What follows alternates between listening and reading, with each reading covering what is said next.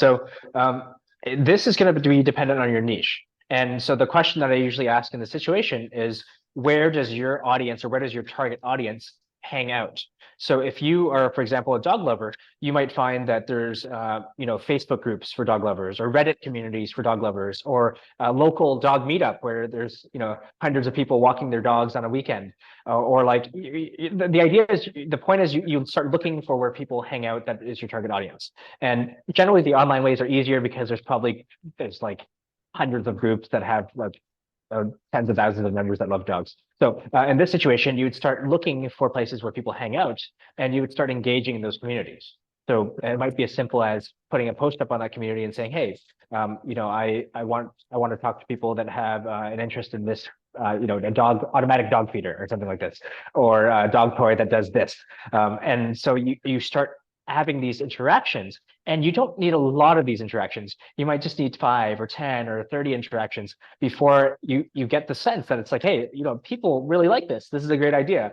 Or you might just go to one Saturday to the local dog meetup and you have a conversation with a bunch of the owners there, and they're like, hey, I think this is not a very good idea, but this is what I want. And if you hear that once or twice, then this can start shaping the hypothesis that you had to be in a different direction, to be actually helpful feedback.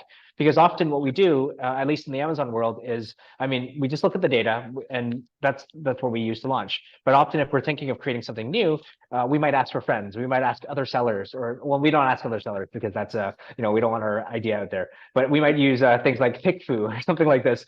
But the problem with that is that if you're asking your friends and family, they're probably not in your target audience, so they're not giving you feedback that's the most helpful. If you're asking PickFu and these types of like, what do you like, this versus this, we don't know who those people are. We have no idea if they're in a certain target age range, if they're actually in your target audience in terms of dog lovers. Maybe they're just, we don't know anything about them. So in that range, it's actually a lot less helpful than to be able to find directly people that are going to be with your target audience. So that's why I like to ask where they hang out.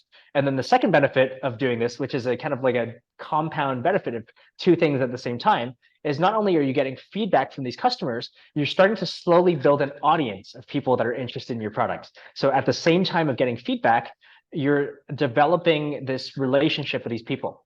So the more that you do this, the more customers now that you have interested in your product. So this is a way of building up an audience that's going to be ready to purchase your product when it comes time to launch. So this is the reason that we go through this process, number one, for feedback, and number two, to build an audience and build a community as we're going through this process. So it's no work is wasted. It's a benefit that's going to help us in multiple ways.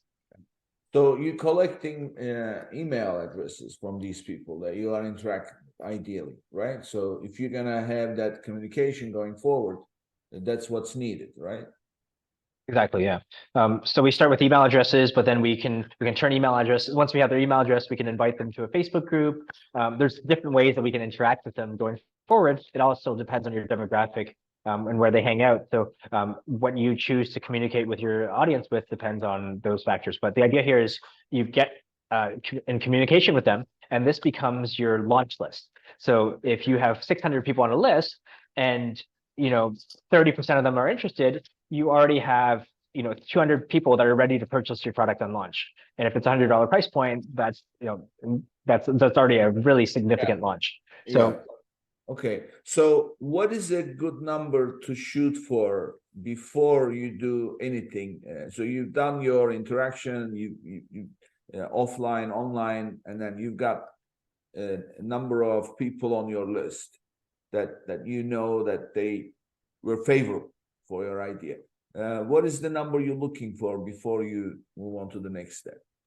Sure. So that depends on your funding goal. So if you want to raise $10,000, that's going to be different than if your goal is $100,000. And so I don't. We didn't mention this earlier, but for the Kickstarter campaigns, it's a limited time campaign. So it's up to 60 days. You can choose 0 days, 1 day to 60 days, and that as soon as that campaign is over, it's over. But one thing that you have to select at the beginning is you have to select what your funding goal is. So you have to say, this is how much money I want to raise as a part of this campaign.